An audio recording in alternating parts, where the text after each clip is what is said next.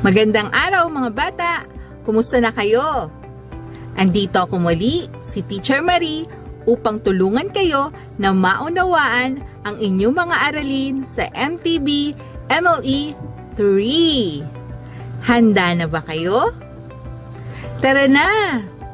Nasasagot ang mga tanong sa akdang pampanitikan at tekstong pang-impormasyon at C. Nakapagbibigay ng sariling pamagat sa akdang pampanitikan at tekstong pang-impormasyon.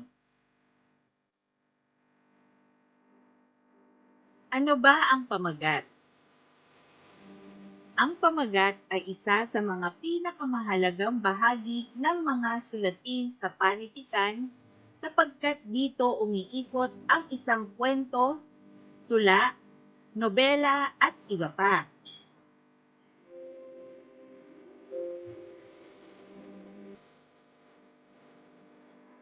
Ito ang nagbibigay pangalan sa mga akdang pampanitikan na likha ng mga manunulat.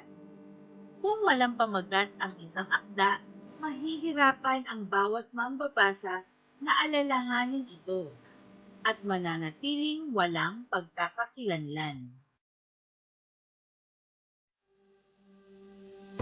Sa pagsulat, mahalagang pumili ng hindi mahabang pamagat na magbibigay pangalan sa isang akda bilang pagkakilanlan nito. Halimbawa ng mga pamagat, si malakas at si maganda. Ang alamat ng pinya. At ugoy ng duyan.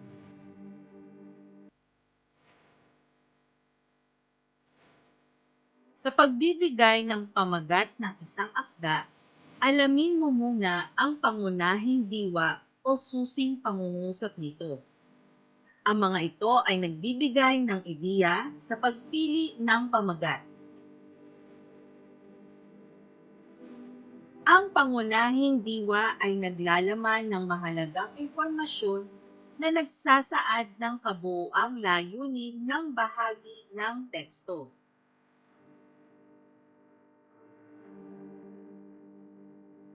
Ang susing pangungusap ay nagsasaad ng pangunahing diwa ng talata.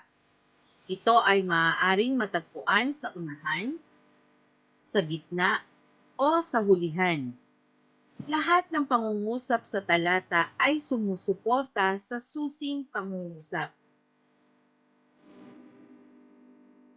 Narito ang mga dapat nating tandaan sa pagbibigay ng pamagat. Una, dapat ay may kaugnayan sa paksa o pangunahing diwa ng akda ang pamagat na gagawin. Ikalawa, gawing maikli lamang ang pamagat na ilalagay. Pangatlo, umisip ng kaakit-akit o agaw-atensyon na pamagat upang mapansin agad at makumbinsing basahin ang akda.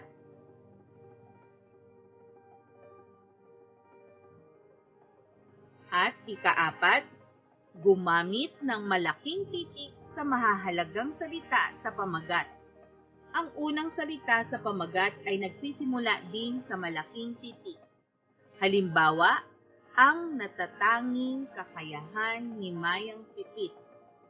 Pansinin ang mga may kulay na titik sa ating pamagat. Lahat sila ay nagsisimula sa malaking titik.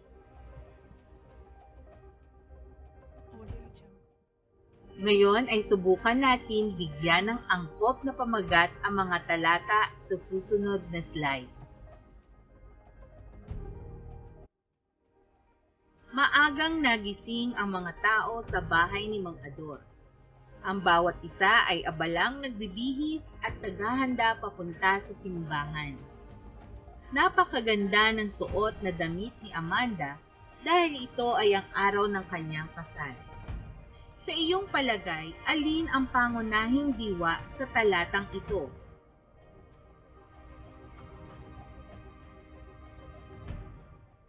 Mahusay! At ang angkop na pamagat para dito ay Ang araw ng kasal ni Amanda.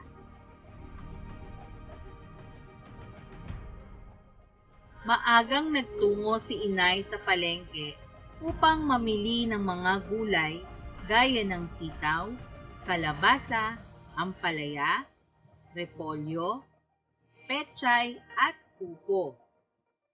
Ang mga gulay na ito ay maganda sa ating kalusugan dahil ito ay masusustansya. Sa iyong palagay, alin ang pangunahing diwa sa talatang ito?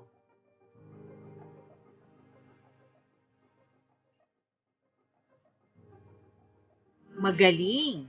Ang mga gulay nito ay maganda sa ating kalusugan dahil ito ay masustansya.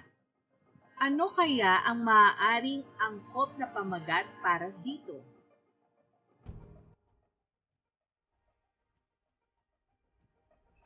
Mahusay mga bata! Ang angkop na pamagat ay mga masusustansyang gulay.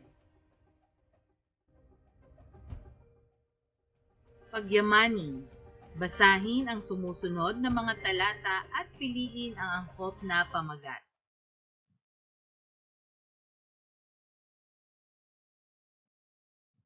Unang bilang. Isa sa mga hindi ko malilimutang alaala noong bata pa ako ay ang paglalaro kasama ang aking mga kaibigan. Piko, luksong tinik, luksong baka, patintero at tumbang preso ang ilan sa mga laro na paborito kong nilalaro sa bakuran ng aming bahay. Sa panahon ngayon, madalang na lang sa mga kabataan ang may alam sa mga katutubong larong Pilipino. Ano kaya ang maaaring angkop na pamagat para dito? A. Paglalaro kasama ang mga kaibigan. B. Mga katutubong larong Pilipino. C. Ang aking alaala. Or D. Naglalaro ako.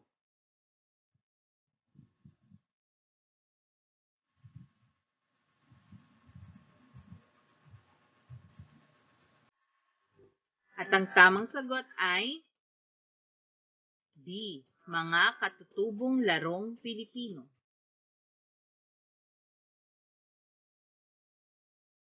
Ikalawa, si Jose Protasio Rizal ay ang pambansang bayani ng Pilipinas. Siya ay isinilang sa Calamba, Laguna noong Hunyo 19, taong 1861. Ang kanyang mga magulang ay sina Francisco Mercado at Sodora Alonzo. Ang kanyang ina ang naging unang guro niya.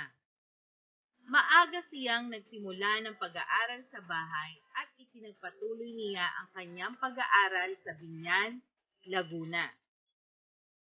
Nakapagtapos siya ng bachelor sa agham sa Ateneo de Manila noong Marso 23, taong 1876 na may mataas na karangalan. Noong Disyembre 30, taong 1876, binaril si Jose P. Rizal sa Bagong Bayan na naging dahilan ng kanyang pagkamatay. Alin ang angkop na pamagat para dito? A. Si Jose Rizal. B. Ang talambuhay ni Jose Rizal. C. Ang pambansang bayani. Or D. Ang pagkamatay ni Rizal.